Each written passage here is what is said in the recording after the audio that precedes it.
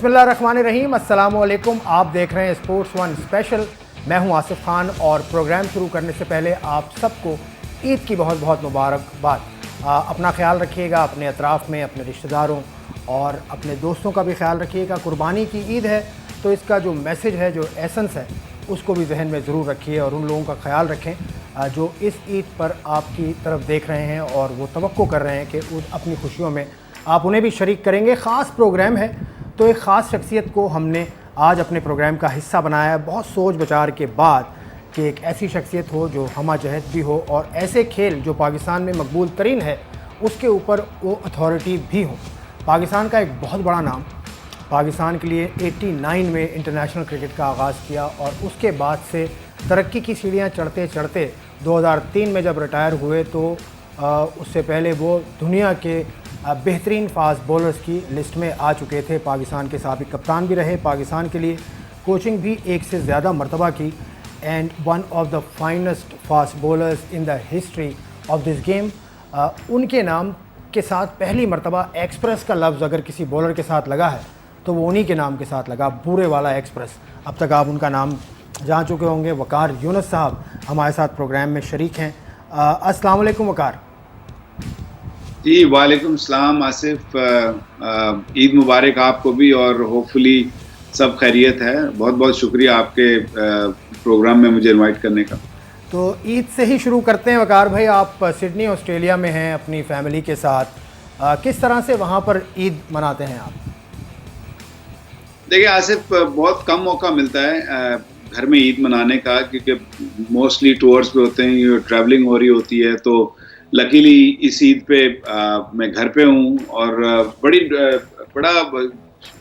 बड़ी खुशी होती है, बड़ा अच्छे तरीके से मनाई जाती है। सुबह नॉर्मल रूटीन में ईद के लिए जाते हैं, मैं और मेरा बेटा दोनों ईद पढ़ने जाते हैं। फिर उसके बाद आके सारे रिश्तेदार, मेरे यहाँ पे काफ़ी फैमिली है, मेरी सिस्टर भी रहती है यहाँ पे मेरे इन लॉज भी हैं और भी मेरे बहुत सारे दोस्त अहबाब हैं इधर। तो वो सब आ जाते हैं। जिस तरह पाकिस्तान में ईद होती है हम उसी तरह उसको शलवार कमीज़ें पहनी होती हैं, रंग होता है, गुब्बारे होती हैं, तो उसको खूब अच्छे तरीके से मनाया जाता है।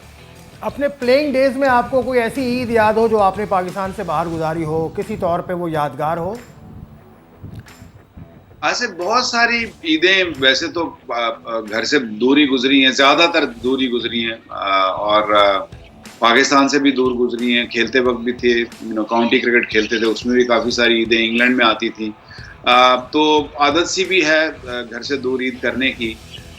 जो मुझे याद आती है ईद, प्रोबेबली आई रिमेंबर एक वनडे मैच था न्यूजीलैंड में, ईद का दिन था गालिबन, और वो बड़ा फेमस मैच हुआ था न्यूजीलैंड में, हमने टाई किया था वो मैच। वो ईद का दिन था एक्चुअली। वो कभी नहीं भूलती मुझे ईद, क्योंकि वो एक किस्म का ईद का हम उसको तोहफा समझते थे कि कहीं से हम लोग बिल्कुल मैच हारा हुआ मैच था और हम लोगों ने उसको टाई कर दिया। 4 रन चाहिए थे लास्ट ओवर में, उसी मैच की बात करें जब आपने बॉल किया था।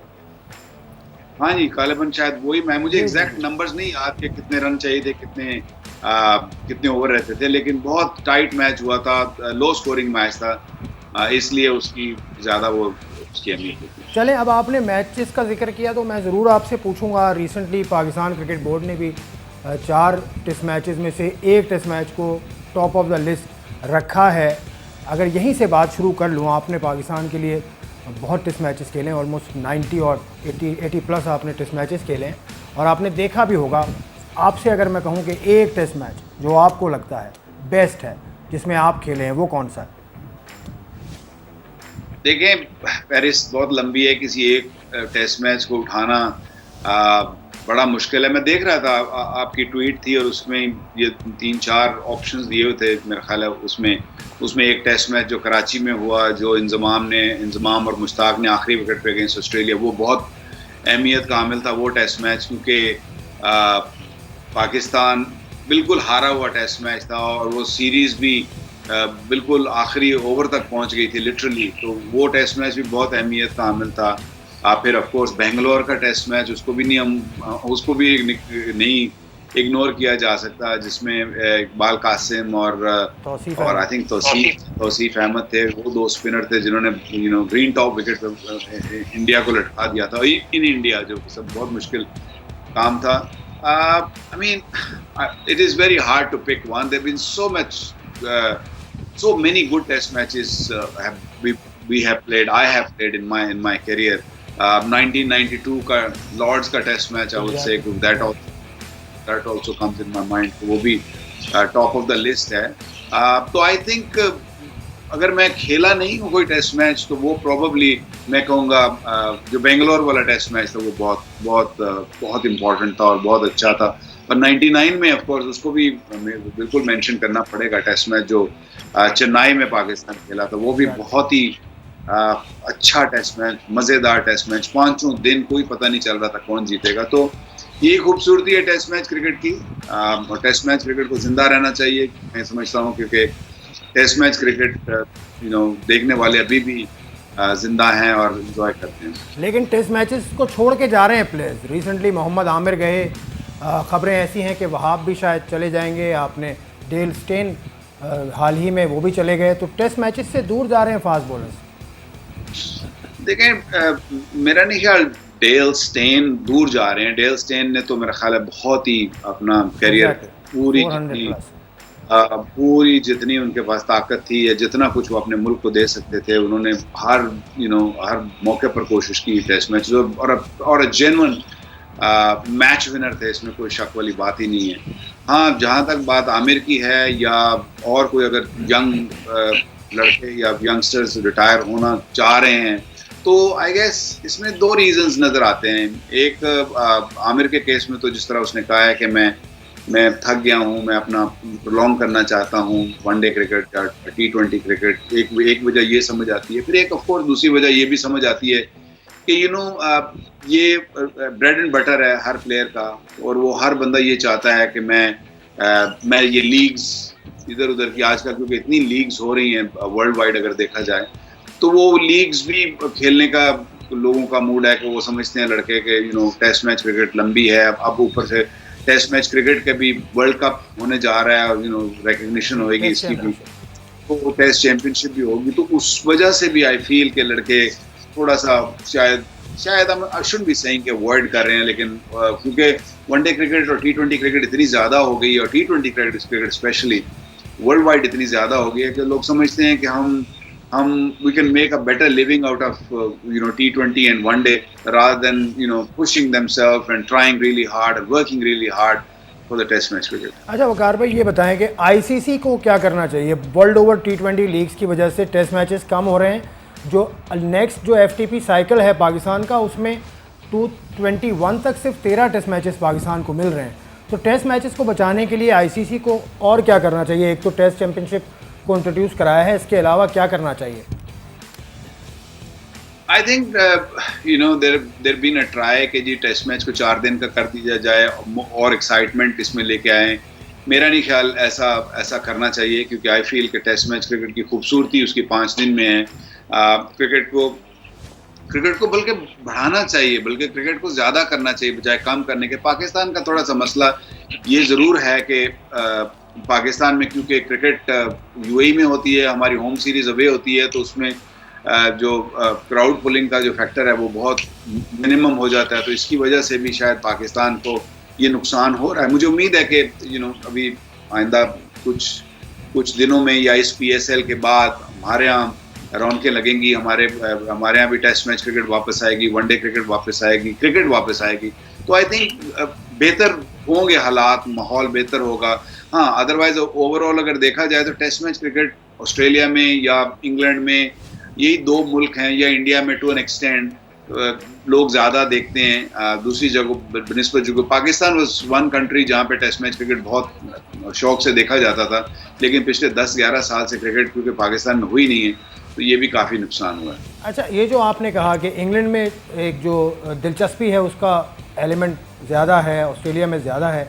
इससे पहले मैं आपसे बात कर रहा था, आपने कुछ टेक्निकलिटीज़ बताई थी कि शायद जो बॉल इस्तेमाल होता है टेस्ट मैचेस में इंग्लैंड में वो ज़्यादा हैपनिंग है, इस वजह से ज़्यादा एक्साइटमेंट होती है। क्या इसके ऊपर आपका मौक़िफ़ है कि ICC को कोई यूनिफॉर्मिटी लानी चाहिए टेस्ट मैचेस में, ख़ासतौर से बॉल्स हों, कंडीशंस हों, इस हवाले से? देखिए, मैं हमेशा ही इस फेवर में होता हूँ कि आपको एक क्रिकेट बॉल जो भी आप स्टैंडर्डाइज कर दें, वो हर जगह लगना चाहिए। I know the voices are, और लोग कहते हैं कि जी ऑस्ट्रेलिया में शायद क्योंकि ऑस्ट्रेलियन कंडीशंस ऐसी है, वहाँ पे दूसरी तरह का बॉल लगना चाहिए। इंग्लैंड में सबसे टफ कंडीशंस होती हैं, जरा सा ओवरकास्ट हो तो वो ड्यूक का बॉल इट स्टार्ट हुपिंग और बहुत ज्यादा स्विंग होना शुरू हो जाता है। तो but they manage, they play cricket, and I feel कि Duke cricket ball is probably one of the best one. Pakistan में भी किसी जमाने में ड्यूक बॉल यूज होता था। पाकिस्तान ने खैर बहुत ज्यादा एक्सपेरिमेंट्स किए हैं with grace ball, with Kookaburra, with Duke. हम लोगों ने बहुत ज्यादा एक्सपेरिमेंट किया। इवन अगर आप वेस्ट इंडीज में देखेंगे तो वेस्ट इंडीज में भी ड्यूक का क्रिकेट बॉल यूज होता है। तो आई फील के कहीं ना कहीं ये लाइन ड्रॉ करनी पड़ेगी कि हम किसी एक क्रिकेट बॉल से खेलें, ताकि वो जो अनफेयर या फेयर जो एडवांटेज है वो नहीं मिलना चाहिए।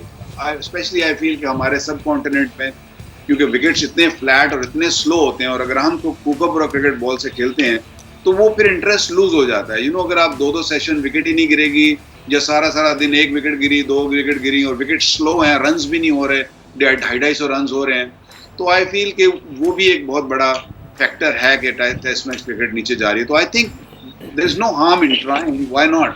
कोशिश करनी चाहिए कि जी एक बॉल को यूज करें, जो कि आई फील पर्सनली फील कि Duke ball probably the best cricket ball है जो क्रिकेट में होता है, टेस्ट मैच क्रिकेट। ठीक है, ड्यूक बॉल वैसे भी पाकिस्तान क्रिकेट बोर्ड पिछले 2-3 सीज़न से फर्स्ट क्लास में ड्यूक का गेंद इस्तेमाल कर रहा है। हम बात मजीद करेंगे पाकिस्तान क्रिकेट मामलात पे वकार यूनुस की क्या नज़र है इस ब्रेक के बाद।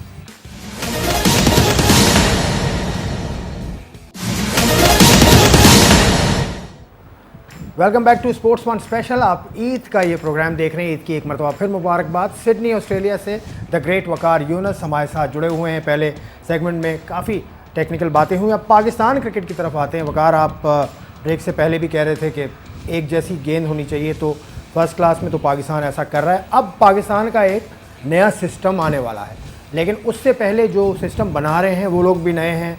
क्रिकेट कमेटी पाकिस्तान की एक है, वसीम अकरम है, मिसबा हैं उसमें, उनके अलावा वसीम ख़ान हैं, उरूज मुमताज़ हैं। उन्होंने एक बड़ा फ़ैसला किया अभी हाल ही में कि कोचिंग स्टाफ को फारिग कर दिया है। पहले ये बताइए कैसे देखते हैं इस फैसले को? मेरा नहीं ख्याल ये कहना कि उनको फारिग कर दिया, आई थिंक ये थोड़ा सा हार्श वर्ड है यूज़ करना कि उनको फारिग कर दिया। मेरे ख्याल में उनका क्या कहते हैं, उनके कॉन्ट्रैक्ट्स फिनिश हो गए थे, उनके पास आगे कॉन्ट्रैक्ट नहीं थे, तो पाकिस्तानी बोर्ड ने या थिंक टैंक ने उन्होंने डिसाइड किया कि they don't want to go along with them, they have seen enough of them and they want to move forward, they want to bring new ideas, new people, I guess. तो उन्होंने probably इसलिए इस फैसले को ये फैसला इसलिए किया है कि अगर आप देखा जाए तो लूडन या ग्रांड फ्लावर या आर्थर भी 3 साल से हैं, ग्रांट और लूडन तो बहुत देर से हैं। तो I don't think it's a bad idea to move forward. तो मेरा नहीं ख्याल कि इतना कोई गलत आइडिया है। हमेशा चेंज जरूर लानी चाहिए। मैं तो हमेशा इस हक में होता हूँ कि नए लड़कों को हमेशा चांस देना चाहिए, इंडल्ज करते जाना चाहिए। इसी तरह कोचेस को भी जो इंडल्ज करना चाहिए, नए लोग लाने चाहिए, लर्न करनी चाहिए चीज़ें, तो मूव फॉरवर्ड करने के लिए आई फील कि it's not a bad move. लेकिन वकार, होता यह है कि एक साइकिल चलती है, फॉरेन कोच, फिर लोकल कोच, फिर फॉरेन कोच, फिर लोकल कोच। आपसे पहले वॉटमोर, फिर आप आए, फिर मिकी आर्थर आ गए। तो अब तो ऐसा लग रहा है कि कोच लोकल आ जाएगा। आपकी नज़र में होना क्या चाहिए, लोकल और फॉरेन? देखिए, लोकल हो या फॉरेन कोच हो, आई फील कि उसको अपॉर्चुनिटी पूरी मिलनी चाहिए, उसके प्लान सुनने चाहिए, what he wants to achieve, what he wants to do. कि अगर आप आज किसी को देते हैं तो उसको कम से कम 2 साल का एटलीस्ट टू स्टार्ट ऑफ तो contract, and then you should have the option of another 2 years। तो आप world cup to world cup basically देखते हैं कि वो 4 साल में क्या टीम ने क्या ग्रो किया है, क्या उसकी ग्रोथ है, प्लस जो उनकी इनपुट है कोचिंग स्टाफ की या हेड कोच की, उनकी क्या है। तो आई थिंक उसको उस तरीके से देखा जाना चाहिए।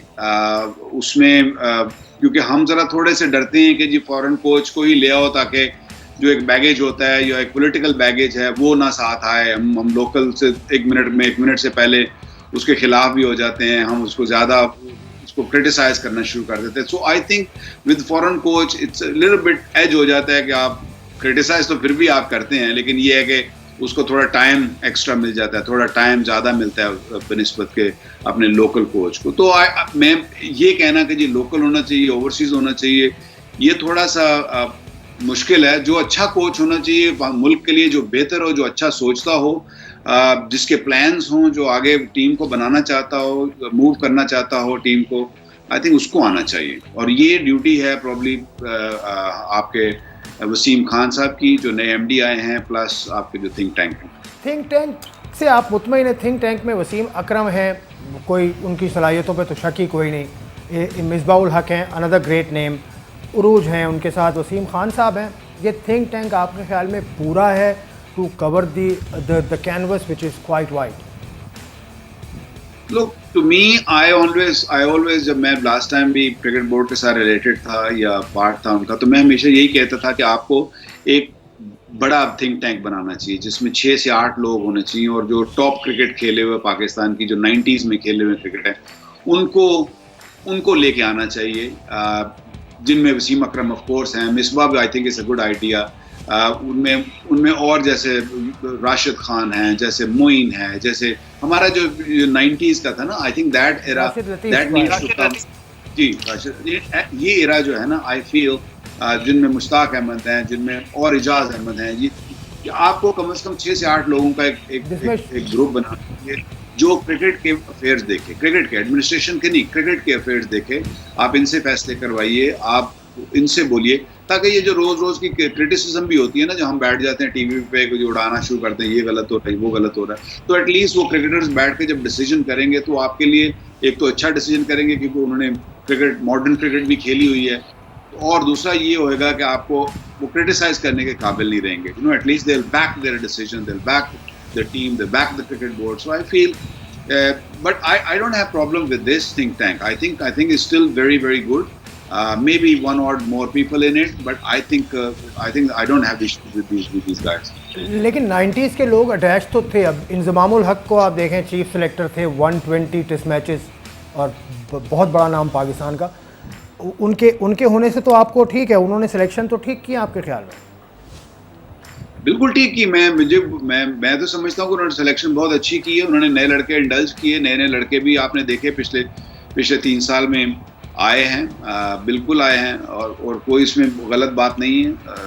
ठीक है, एंड अच्छा नहीं हुआ, वो खुद छोड़ के चले गए या उनको कॉर्नर कर दिया गया, आई डोंट नो. लेकिन ये है कि मेरे ख्याल में चैंपियंस ट्रॉफी भी जितवाई आपको. यस, हमारी टेस्ट क्रिकेट थोड़ी सी पीछे ज़रूर चली गई, जो कि नहीं जानी चाहिए थी, क्योंकि आई थॉट कि उससे पहले क्रिकेट, टेस्ट क्रिकेट जो हमारी थी वो काफ़ी ऊपर थी. We were number 1 actually, to be honest. हाँ, टेस्ट मैच क्रिकेट हमारी उसमें डिप आया. और जो अफसोस की बात ये थी कि जो हमारी हिस्ट्री थी कि हम यूएई में किसी से नहीं हारते थे, क्योंकि हमारे पास क्वालिटी बॉलर्स होते थे, जिसमें यासिर शाह और बाकी सारे, Zulfiqar Babar, Saeed Ajmal, I mean the quality bowlers थे. And even the pacers, Abbas आ गया था, वहाब रियाज अच्छी बॉलिंग का. तो हमें कम से कम यूएई में वो थोड़ी सी डिसअपॉइंटमेंट है. बाकी तो of course it is always hard to go and play in Australia. It was heartbreaking to see that Pakistan lost in New Zealand also, because उससे पहले न्यूजीलैंड में भी हम कभी नहीं आ रहा करते थे. तो आई थिंक थोड़ा सा टेस्ट मैच में डिप जरूर आई है ये पिछले 3 साल में, जो कि लिफ्ट करने की जरूरत है. प्लेयर्स हैं, इसमें कोई शक नहीं, टैलेंट है, टैलेंट का कोई फुकदान नहीं है. मैं समझता हूँ Pakistan is the most talented country when it comes to cricket, और बाकी भी प्रोबेबली शोबों में भी पाकिस्तान से अच्छा टैलेंटेड कहीं से नहीं मिलता. ऑल्दो हमारे पास उतने ज़राए नहीं हैं, अगर हमारे इश्यूज या प्रॉब्लम्स हमेशा रहते हैं, लेकिन टैलेंट है तो हम हमेशा ऑलवेज अनप्रेडिक्टेबल कह लें या प्रेडिक्टेबल कह लें, जो भी कहते हैं, लेकिन डरती सारी दुनिया की टीमें पाकिस्तान से हमेशा डरती हैं. फिर क्या वजह है? टैलेंट मौजूद है, लेकिन ऐसा फास्ट बॉलर, अगर आपके शोबे में बात करें तो फास्ट बॉलिंग में वो मेयार नहीं आ रहा है. शोएब अख्तर एक आखिरी एक्सप्रेस बॉलर थे आपके बाद, उसके बाद इतना लंबा अरसा हो गया, 2011 के रिटायर हुए हैं वो, ऑलमोस्ट 8 साल हो गए. तो फास्ट बॉलर्स क्यों नहीं आ रहे? आसिफ, जो मसला, जो अगर मैं सच्ची बात करूं तो जो मसला हुआ है ना क्रिकेट के साथ, वो पिछले चंद सालों में तकरीबन कोई 6-8 सालों में हम लोगों ने क्रिकेट को थोड़ा इग्नोर कर दिया था। हमारे स्टेडियम्स भी इग्नोर हुए, हमारी क्रिकेट बहुत पॉलिटिकल हो गई, हमारे जो हेड ऑफ क्रिकेट पिछले चंद सालों में आए, उनकी आपस की जो लड़ाइयाँ थी और टीमों को एक्सपैंड करना, टीमों को बढ़ाते चले गए just for their own western interest. जी, वकार यूनुस से बातों का सिलसिला चल रहा है और हम बहुत सारे मामलात पर बात कर रहे हैं, पाकिस्तान क्रिकेट हो या पाकिस्तान की जो क्रिकेट की इंतज़ामिया है उस उमूर पर हम बात कर रहे हैं। यहाँ एक ब्रेक लेते हैं, ब्रेक के बाद विल सी यू अगेन।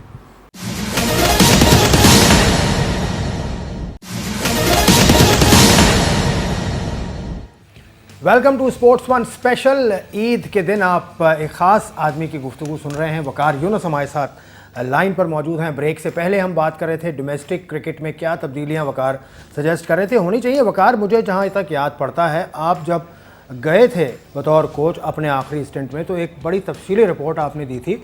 उसमें one of the suggestions was to fix the domestic structure as well. आपकी सजेशन भी गालिबन यही थी कि टीम्स कम होनी चाहिए, टीम्स कम होंगी तो प्लेयर्स बेरोज़गार होंगे, ये दूसरा आर्गुमेंट है। हाँ जी, ये बिल्कुल बात, ये जब हम स्किपर इमरान भाई को, जब प्राइम मिनिस्टर साहब को हम मिले थे तो यही बात भी यही हुई थी और कुछ चंद हमारे दोस्तों का, जो हमारे कलीग्स थे, उनका यही था कि लोगों की जॉब जाएंगी, लोगों को परेशानी होएगी। तो इमरान भाई का कहना ये था कि हम स्पोर्ट को, ये जो क्रिकेट है ना, ये हमारी मेन स्पोर्ट है, इसको हम दुनिया में नंबर 1 बनाना चाहते हैं। नंबर 1 बनाने के लिए अगर हमें चेंजेस करनी है तो वो ज़रूरी हैं। तो आई फील कि I totally agree with some of our cricketers and I sympathize with some of the guys कि जिनकी जॉब्स जाएंगी। लेकिन अगर आप देखेंगे तो अगर 6 टीमें बनाई हैं तो क्रिकेट बोर्ड उसमें पैसा बहुत सारा इंडल्ज कर रहा है, बहुत सारे लोग एडजस्ट होंगे उसमें बहुत बड़े बड़े कॉन्ट्रैक्ट भी लोगों को मिलेंगे, प्लेयरों को मिलेंगे, प्लस कोचेज आएंगे, नई टेक्नोलॉजी आएगी। आई फील कि क्रिकेट जब श्रिंक होएगी, क्रिकेट सबको मिलेगी क्रिकेट, लेकिन फर्स्ट क्लास क्रिकेट जो है वो थोड़ी श्रिंक होनी चाहिए। वो आपके जो टॉप 6-8 टीमें हैं ना, उनको ही खेलना चाहिए ताकि आप क्रीम बाहर निकाल सकें। अब मसला ये है कि जब आप ग्रेड 1, ग्रेड 2 और सारी फर्स्ट क्लास क्रिकेट और 25-26 टीमें जब खेलती हैं तो बहुत सारी वीक टीमें होती हैं उसमें, और वो जो वीक टीमें आपस में खेलती हैं उनमें कई लोग परफॉर्म करते हैं और बहुत ज़्यादा विकेटें लेते हैं या बहुत ज़्यादा रन्स करते हैं। तो फिर आपकी मजबूरी बन जाता है कि उनको पिक करना या उनको खिलाना या उनको टूर पे लेके जाना। तो फिर क्वेश्चन मार्क उठते हैं, फिर मीडिया शोर मचाता है, ये अच्छा नहीं है, ये वो अच्छा नहीं है, इनकी फिटनेस उस लेवल की नहीं है।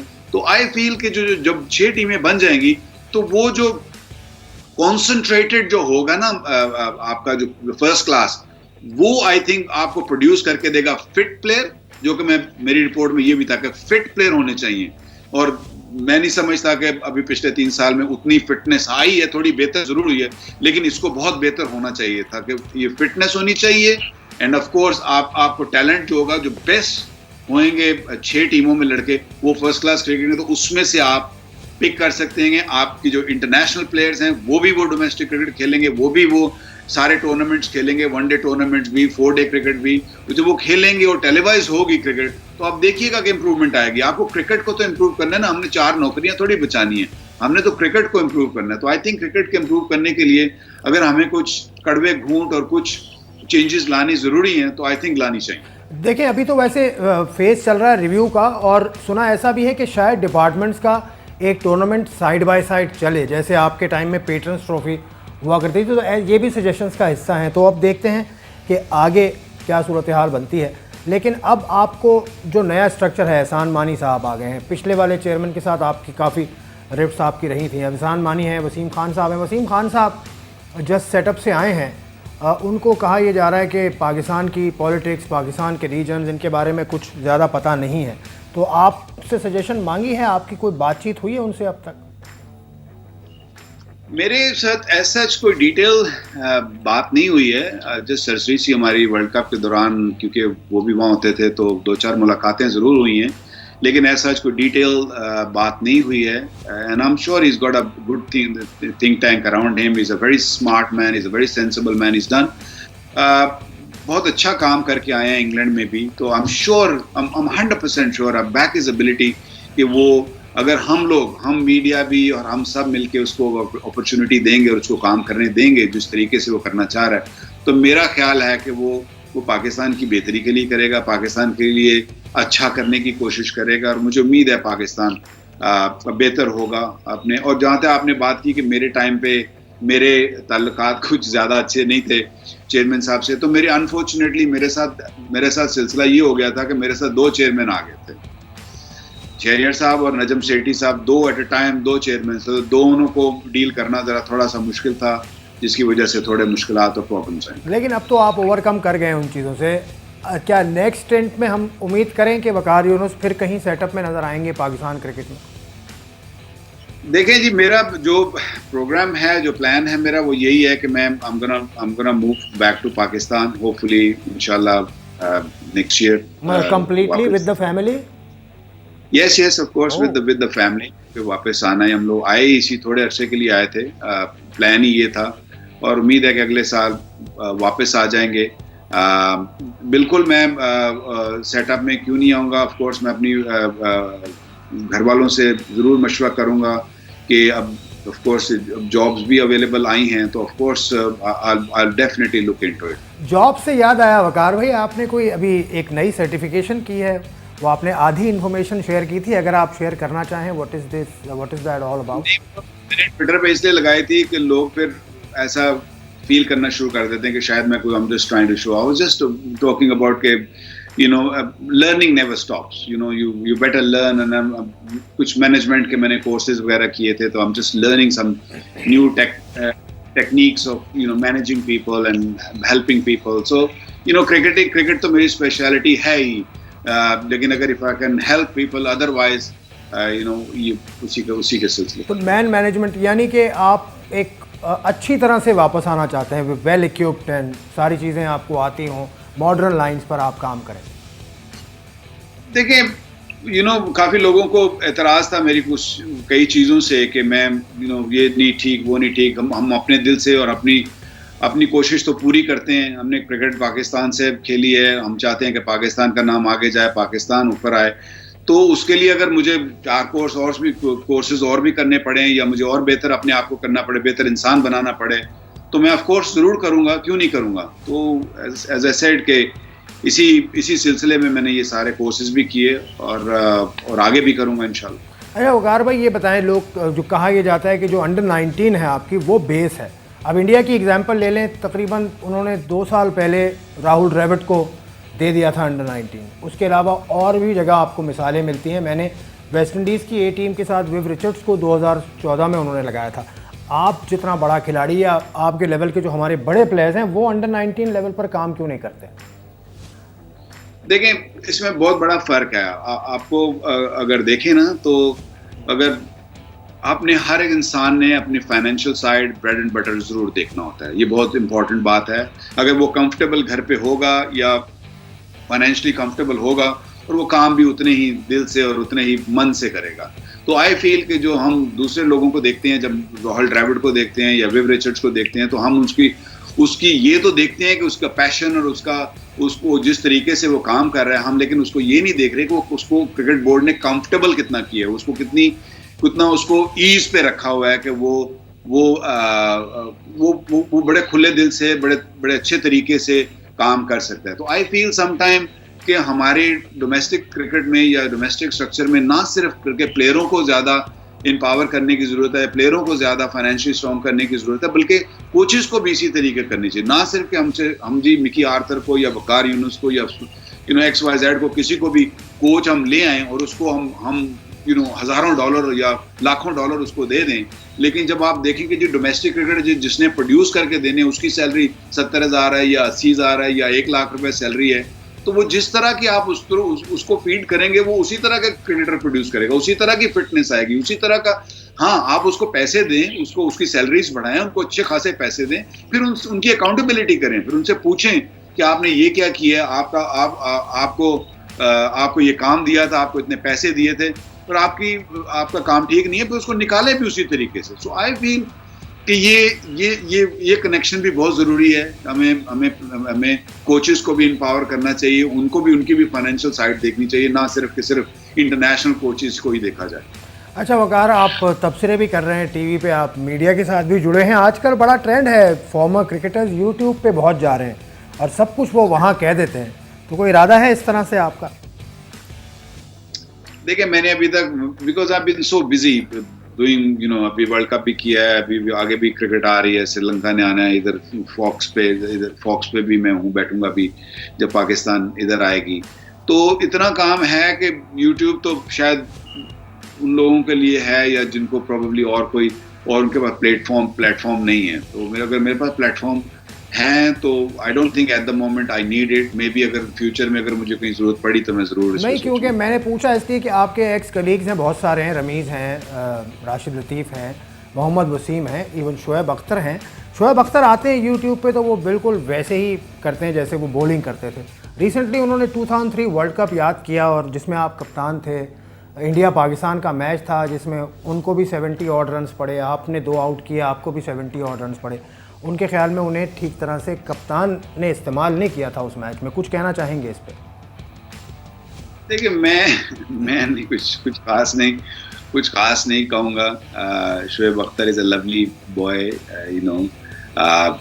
we all know that he was his fastest man in this world, and हर चीज़ वो तरीके से अपनी स्पीड के साथ करता है। ये भी उसने बोल दिया, one can hear him, and क्या कर सकता हूँ मैं, क्या कह सकता हूँ, एक कान से निकालूंगा दूसरे कान से निकाल दूंगा, क्योंकि आई फील कि उसमें कोई हकीकत नहीं है, इसमें कोई बात जो मर्जी कह दो। आप कितनी साल, 15 साल हो गए इस बात को, 15-16 साल हो गए हैं।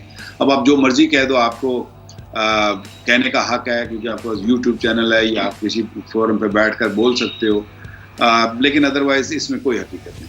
चलें, अब चलते चलते ये भी बता दें, अब जिक्र आया सचिन का, जिसके साथ आपने पहला टेस्ट मैच खेला, बड़ी लवली आपका एक्सचेंज हुआ था अभी ट्विटर पे जब आप दोनों साथ ही थे। कैसा इंटरेक्शन होता है ये इंडियन प्लेयर्स जो आपके एक्स प्लेयर्स हैं या दूसरे मुल्कों के जो एक्स प्लेयर्स हैं, अब जब मिलते हैं तो किस तरह का आप लोगों का इंटरेक्शन होता है? आई थिंक बड़ा अच्छा होता है। आई थिंक बड़ा मज़ेदार इंटरेक्शन होता है, क्योंकि आपकी इतनी सारी मेमोरीज इकट्ठी होती हैं और फिर जब वो मैच करती हैं दोबारा से, and then you bring out all those good days and bad days and talk about things. और फिर अब प्रोबेबली हम वो भी बातें करते हैं जो हम प्रोबेबली उस टाइम नहीं करते थे। कुछ हिडन चीज़ें होती थी कि यार उस टाइम में ऐसा किया था, तुमने ऐसा किया था, मैं ऐसा सोच रहा था, तुम ऐसा सोच रहे थे। तो बहुत सारी अच्छी मेमोरीज होती हैं। सचिन के साथ भी मैंने बहुत क्रिकेट खेली है, उसके अगेंस्ट बहुत क्रिकेट खेली, इवन काउंटी क्रिकेट में भी खेली है। तो वो हमारा बचपन का ही कुलीग कह लें, बचपन हमेशा का कुलीग है, और बड़ा अच्छा लगा उसको देख के, क्योंकि वो बहुत बिजी है आजकल, तो वो कभी कभी मुलाकात होती है। तो it was wonderful. I mean the entire world cup was outstanding. अच्छा, लास्ट बिट सचिन तेंदुलकर, विराट कोहली, आपके नज़र में बेस्ट कौन है दोनों में से? I mean, the two world-class players. I mean, the two different eras. I mean, as if you're putting me on the spot, I cannot really differentiate both of them. I cannot really take anything away from Sachin, and I cannot take anything away from Virat. They're both wonderful players. They're both great players. And of course, Virat abhi to chal raha hai. I don't know how many runs he's going to score, but they're wonderful characters. चलें वकार भाई, आपके साथ you are also a wonderful character, और बड़ा अच्छा लगा आपसे इतने अरसे के बाद इतनी तवील बात करके। We covered almost all the angles related to Pakistan cricket and world cricket as well. ICC को टेस्ट मैचेस के हवाले से भी आपने काफ़ी अच्छी चीज़ें पॉइंट आउट की हैं। सो इस उम्मीद के साथ कि पाकिस्तान क्रिकेट का जो नया स्पेल है वो पाकिस्तान के लिए बेहतर हो और हम पाकिस्तान की टीम को कामयाबियाँ समेटते देखें, न सिर्फ क्रिकेट बल्कि दीगर खेलों में भी। इस दुआ के साथ इस प्रोग्राम से इजाज़त चाहते हैं। खुदा हाफिज़।